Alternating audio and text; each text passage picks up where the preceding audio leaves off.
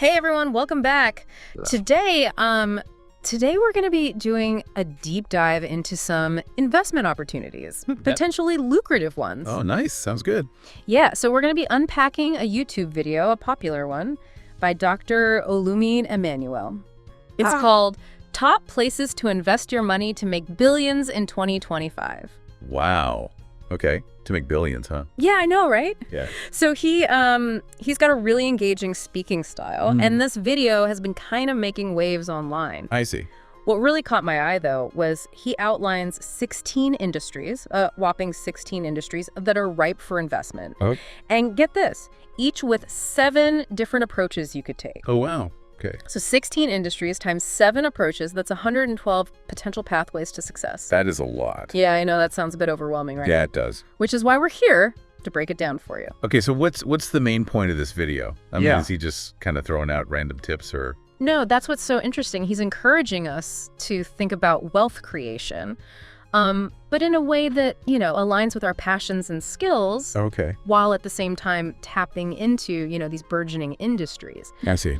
So he kicks things off right off the bat with what he calls the essentials. The essentials, what do you mean? Like food, clothing, shelter. So things that everyone needs. Exactly, the things everybody needs. In fact, he even says, and this is a direct quote, he says, even people living under bridges are paying rent.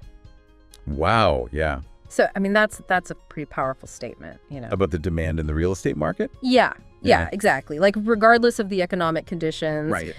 Certain sectors, they just remain resilient. Mm-hmm. But it's not just about meeting those, basic needs, though. Yeah. He also emphasizes quality and innovation, even within those, those kind of traditional sectors. I see. Yeah.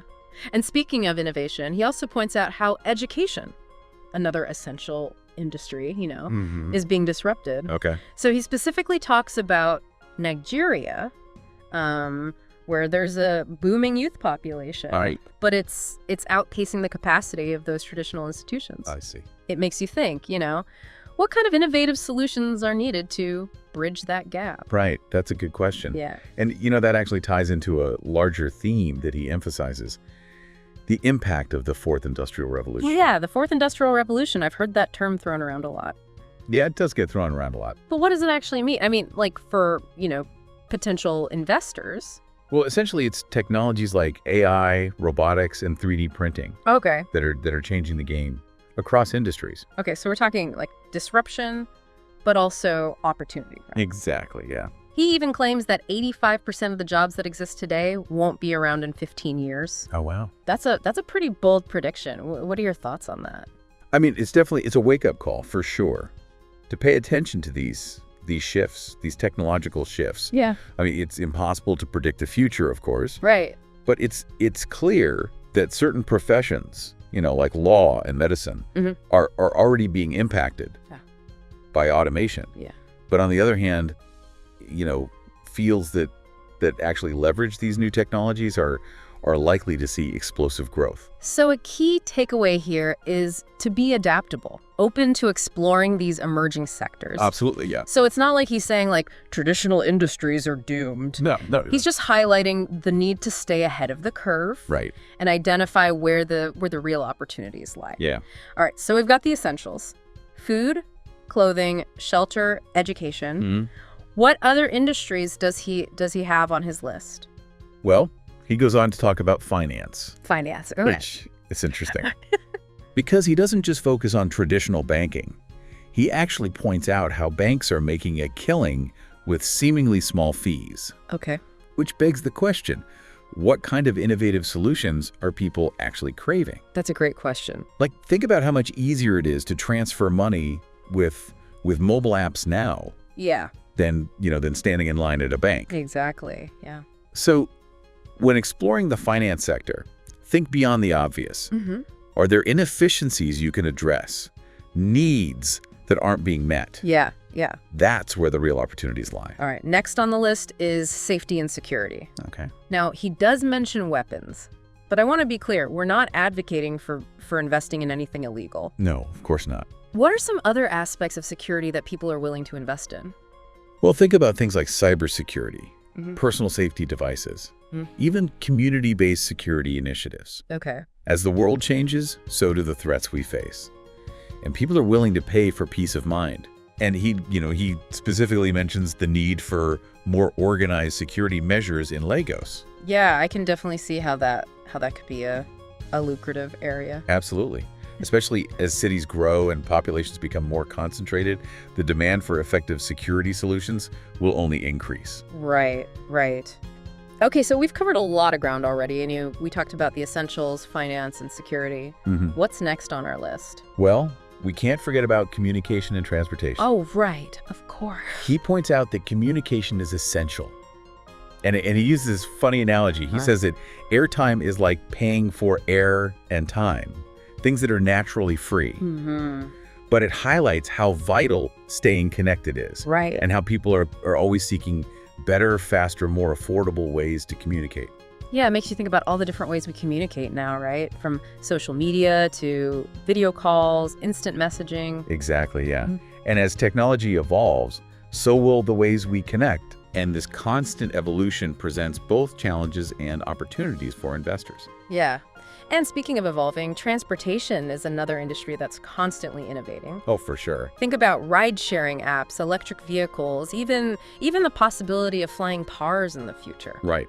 And as cities grow and populations shift, the way we approach transportation will need to adapt. So when exploring this sector, think about sustainability, efficiency, and the changing needs of urban environments. Okay, good points. Next up, he talks about industries that tap into our desire for, tangible products. So he specifically mentions product manufacturing. What makes this sector unique from an investment perspective? Well, he argues that product manufacturing doesn't have the same copyright restrictions as other fields. Okay. Think about it. Anyone can make a chair, a table, a bottle of water. Right.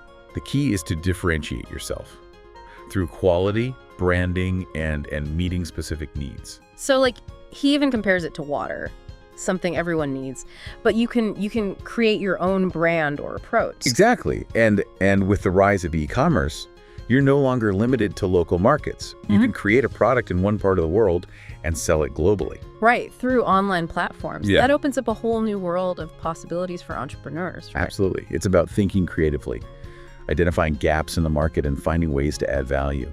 Okay. Now, for any of these industries to thrive, they need a reliable source of power.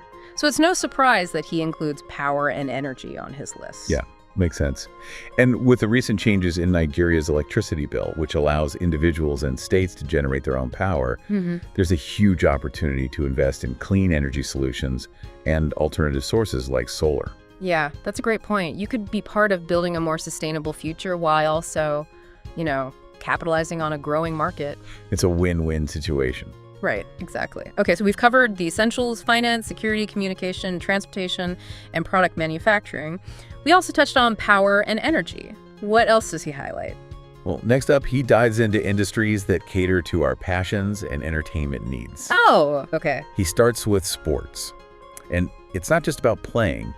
He's talking about the whole ecosystem surrounding sports. Like what? From equipment and training facilities to talent management and marketing. Oh, okay. He even mentions the potential of international grants for supporting athletes in niche sports. Oh, interesting. Right. He encourages us to look beyond the obvious. Instead of just focusing on football, consider exploring niche sports where there might be less competition. Yeah. And untapped potential. So it's not just about professional athletes, right? What about, building sports academies for kids, creating recreational sports leagues, or even developing innovative training technologies? Exactly, yeah. It's about finding those unmet needs and filling them. Yeah. For example, imagine creating a platform that connects young athletes with scholarships or sponsorships. That's leveraging technology to address a real challenge within the industry. Right. Okay, so we've got sports. What other forms of entertainment does he mention? Well, he talks about the booming entertainment industry as a whole. Okay. Music, comedy, movies, and even event spaces. Okay. And he reminds us that entertainment now has a global reach thanks to platforms like YouTube and Netflix. Right. And he also points out the need for, more amusement parks and family-friendly recreational spaces in Nigeria. Yeah. And he He emphasizes the importance of providing clean entertainment options. Oh, Places where families can enjoy themselves without being exposed to content that might not align with their values. Oh, okay, I see. So this highlights the need to understand your target audience and cater to their specific needs. Okay, so sports and entertainment are on the list. What else? He then talks about intellectual property, the power of ideas and innovation. He encourages us to think about what unique problems we can solve, what inventions we can bring to the world that can improve lives and generate income. So this is where creativity and problem-solving skills really come into play. Absolutely. What gaps do you see in the market? What frustrations do you experience in your daily life that you wish there was a solution for? Those are often the seeds of great inventions. Right. Okay, so we've got intellectual property. What's next? He then moves on to health and wellness, Okay. an industry that's exploded in recent years as people become more conscious of their physical and mental well-being. Yeah. He mentions everything from spas and massage parlors to healthy food and fitness programs. Okay. He also highlights the growing need for mental health support and addiction recovery centers. Right. It seems like he sees a real opportunity in providing services that address the stresses of modern life, right? Exactly, yeah. And promote overall well-being. Okay, now this last industry might surprise you. He calls it value systems and religion. Value systems and religion. Okay, that's interesting. I know, it sounds a bit unconventional, but he makes a compelling point.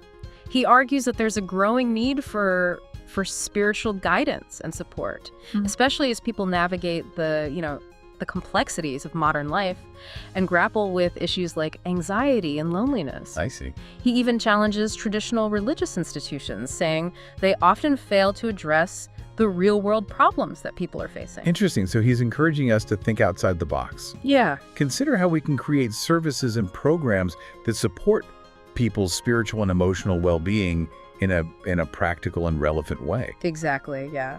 So that's quite a list. It is. 16 industries, each with its own unique set of challenges and opportunities. But remember, this is just part one of our deep dive. Oh, right. We've laid the foundation by exploring these industries. Yep. But in the next part, we'll delve into the 7 different approaches you can take within each one. Okay, sounds good. I'm interested to hear more. That's where things get really exciting. So stay tuned for part 2, where we'll uncover even more potential pathways to success. Welcome back, everyone. I'm really eager to dive into those 7 approaches Okay. that Dr. Emmanuel outlines, for tapping into those 16 industries. Right. He starts with what he calls raw material. Raw material. Now, I have to admit, when I first heard that, I was like, isn't that a bit basic? Yeah. But then I started thinking about it. Okay. It's more nuanced than it sounds. Okay, how so? Well, think of it as focusing on the essential building blocks. Okay. Like, instead of trying to run a whole restaurant, you're mastering the art of providing those top-notch ingredients. I see. So his example is raising chickens. Okay. Not for a restaurant you own, but to supply the best eggs around. Okay. So it's about finding that specialized niche. Within the larger ecosystem. Not trying to be a jack of all trades, but a master of one. Yeah. I like that. So this raw materials approach, it can be applied across the board, right? Yeah, exactly. High quality timber for construction, organic produce for health food stores, even specialized software components for tech companies. Yeah. It's about being the go-to source for that one crucial thing. Right. All right, so once you've got those raw materials, then what? Well, that's where processing comes in. Okay. Taking those raw materials and transforming them into a more refined or usable form. Okay. So those eggs from the poultry farm, think sorting, packaging, maybe even creating like different grades of quality. Timber becomes lumber. Raw ingredients turn into ready-to-cook meals. It's all about adding value. So it's about bridging that gap between that raw potential and a finished product that consumers want. I can see how this builds on the previous approach. Like you could start with just raw materials and then expand into processing as you gain expertise. Precisely. Dr. Emmanuel's framework allows for that kind of, growth and diversification. Yeah. And each step adds more value, potentially increasing your profits. This is making me think about that quote, there's money to be made in the middle. Right. It's not always about being the flashy end product. It's about those essential steps along the way. That's a great insight. Okay. And that leads us to the next approach, Okay. which is packaging. Okay, packaging. This is where things get creative. We're talking about presentation, the visual identity that makes a product stand out. Ah, yes. He used the example of those tiny shampoo bottles you find in hotels. Yeah. Someone designed those, branded them, made them look appealing, even though the hotel itself didn't manufacture them. It's a perfect illustration. Yeah. And it applies to so much more. Food packaging that entices you to buy. Labels on clothing that convey a certain style. Even the design of a website for a digital product. It's all about creating an experience, sending a message. It's funny because we often don't think about packaging as its own industry. Right. But it's essential for influencing those, consumer choices. Absolutely. It's about understanding psychology, marketing, and design, all rolled into one. Wow. All right, so we got our product looking good, but it's still sitting in a warehouse. That's where distribution and haulage come in, right? Exactly. The often overlooked heroes of the business world. Yeah. This is about getting products to the people who want them, efficiently and reliably. Right. Dr. Emmanuel emphasized those big trucks we see on the roads transporting goods. Right. But it's not always the product manufacturer who owns those trucks. Correct. You could specialize in owning and managing a fleet, contracting with various businesses, or focus on a niche type of transport. Refrigerated trucks, tankers, even drone delivery in the future. Wow. It's about understanding logistics, routes, regulations. It's a whole world unto itself. It is. This is making me realize how interconnected all these approaches are. Like Yeah. you could start with one, then add another as you grow. Maybe even, control the entire chain from raw materials to the customer's doorstep. That's the power of this framework. Yeah. It provides a roadmap, but it's also flexible enough to adapt to your own, goals and circumstances. Right. Okay, now for the part I know a lot of people are curious about, marketing. Okay. So he divides this into two approaches. Publicity and adverts, and marketing and sales. Okay. What's the distinction? Well, think of publicity and adverts as the megaphone, Okay. creating that initial buzz. Oh. Catchy jingles, viral social media campaigns, influencer collaborations.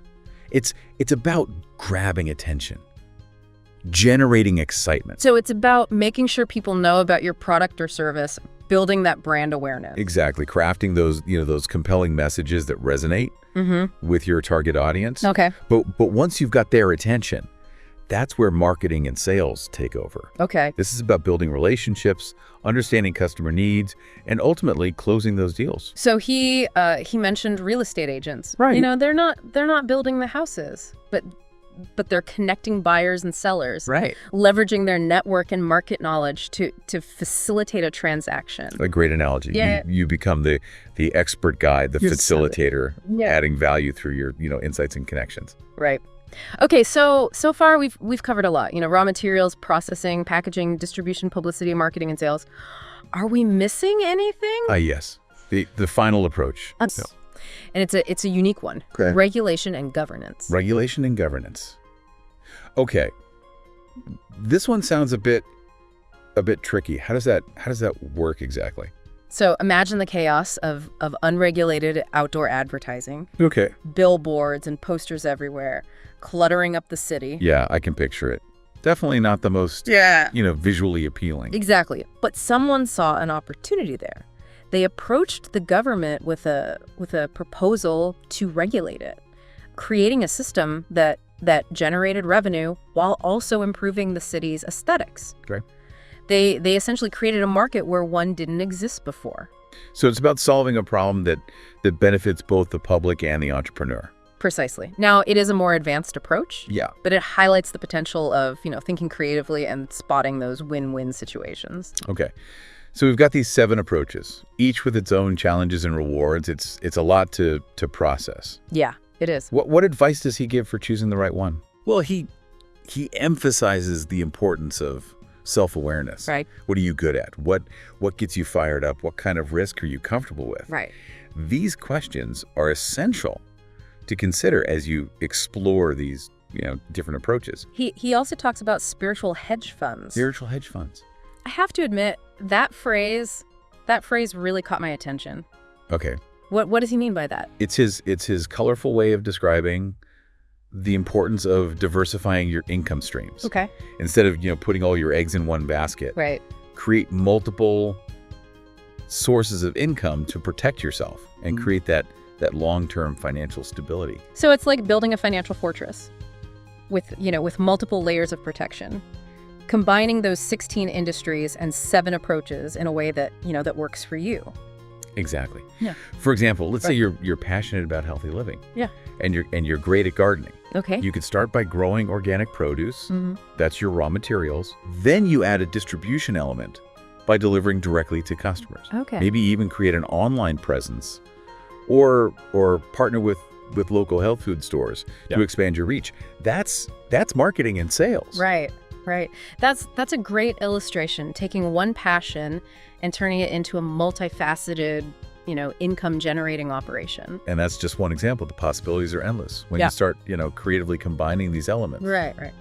Okay, so we've covered the industries, the approaches, and the concept of diversification. But there's one more piece of the puzzle, something that impacts everything we've discussed so far. You're talking about the rapid advancements in technology. Yeah. The fourth industrial revolution. Right. He stresses that this isn't some, distant future scenario. It's happening now. Yeah. And it's transforming the way we live, work, and interact with the world. Right. And he doesn't shy away from the potential impact on jobs. Yeah. Remember his prediction that 85% of existing jobs could disappear in the next 15 years. Yeah, that one definitely made me pause. Me too. What are your thoughts on that? Well, it highlights the need for adaptability and continuous learning. Okay. While some professions face disruption, others are emerging at an incredible pace. Fields like AI, robotics, 3D printing, cryptocurrency, and animation are all experiencing explosive growth. So it's almost like we're standing on the edge of a new era. Yeah. And those who are, prepared will be the ones who shape it. Exactly. And Dr. Emmanuel, he isn't just giving us a list of industries and approaches. He's challenging us to think critically about the future and find our place within it. So how do we take all this information and actually apply it to our own lives? I mean, where do we even begin? That's a great question. And that's what we'll explore in the final part of our deep dive. Okay. We're back for the final part of our deep dive into Dr. Emmanuel's insights on building wealth. We've covered a lot, the industries, the approaches, the whole tech revolution thing. It's been a lot to take in. But now let's get practical. How do we take all this amazing information and actually make it work for us? Right. I mean, where do we even begin? Well, that's where where the rubber meets the road, right? Yeah. And Dr. Emmanuel really emphasizes that this isn't about blindly following a formula. Okay. It's about using these insights as a springboard to launch your own unique journey. Okay, so he's not giving us like a get-rich-quick scheme or anything. No, not at all. More like a framework for thinking about opportunity. Right, exactly. But with so many possibilities, how do we narrow it down? Well, he suggests starting with some deep self-reflection. What are you naturally good at? Yeah. What are you passionate about? What makes time fly by when you're doing it? Yeah. It's not just about skills, it's about what truly energizes you. So it's about aligning, your talents and interests with a potential income stream. I love that. But what if those pesky limiting beliefs start creeping in, I'm not smart enough, or I don't have enough money, that sort of thing. Well, he acknowledges those fears. He reminds us that everyone faces them, even the most successful entrepreneurs. Yeah. But he also encourages us to challenge those beliefs, to remember that every great idea starts with a spark of imagination. So it's about giving ourselves permission to dream big, to think outside the box. But how do we go from dreaming to doing? How do we turn those sparks of inspiration into a concrete plan?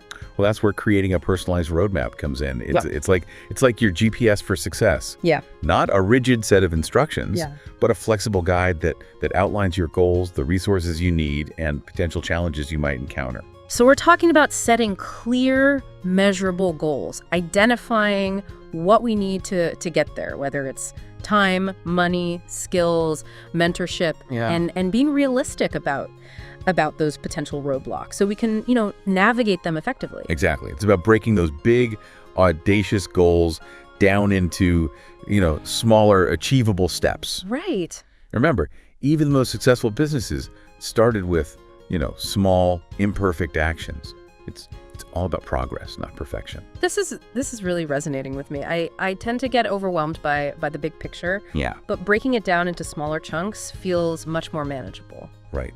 And Dr. Emmanuel also stresses the importance of continuous learning. Okay. Traditional education often emphasizes conformity, but the real world rewards adaptability, especially now with technology changing so rapidly. Being a lifelong learner is crucial. And he actually criticizes, that traditional education system, saying it stifles creativity. Yeah. He encourages people to seek out, new knowledge and skills independently, especially in areas that are constantly evolving. Right. And surrounding yourself with a supportive community is key. Okay. Find mentors, advisors, other entrepreneurs who can offer, guidance, encouragement, and a fresh perspective. Right. Right. And he also talks about the importance of taking action, even if it's just one small step. Right. As he says, the journey of the 1,000 miles begins with a single step. Right. And then let's not forget that failure is a part of the process. Yeah. Every successful entrepreneur has encountered setbacks and challenges. Right. It's about learning from those experiences, adapting. Yeah. And becoming more resilient along the way. It's funny. We started this deep dive talking about, making billions, but what's really sticking with me is this message of empowerment. Yeah. It's not just about the money. It's about taking control of your own destiny and creating something meaningful. Well, that's a beautiful insight, and it speaks to Dr. Emmanuel's core message. Yeah. We all have unique talents and perspectives, and it's those unique qualities that will allow us to thrive in this ever-changing world. This deep dive has been such an incredible journey. We've covered so much ground, but I think the most valuable takeaway is this sense of possibility. Yeah. The realization that we're not just passive bystanders. Right. We have the power to shape our own futures. Absolutely. So to bring it full circle, what's the final thought you want to leave our listeners with today? Well, Dr. Emmanuel, he challenges us with this question. Oh. What unique value can I bring to the table in this rapidly evolving world? And that, my friends, is the key to unlocking your full potential. Yeah. It's about discovering your strengths, embracing your passions, and taking action to make your mark. Beautifully said. And if you're eager to delve even deeper into Dr. Emmanuel's insights, be sure to check out his YouTube video. We'll include the link in the show notes. Right. Until next time, keep learning, keep growing, and keep believing in your own extraordinary potential.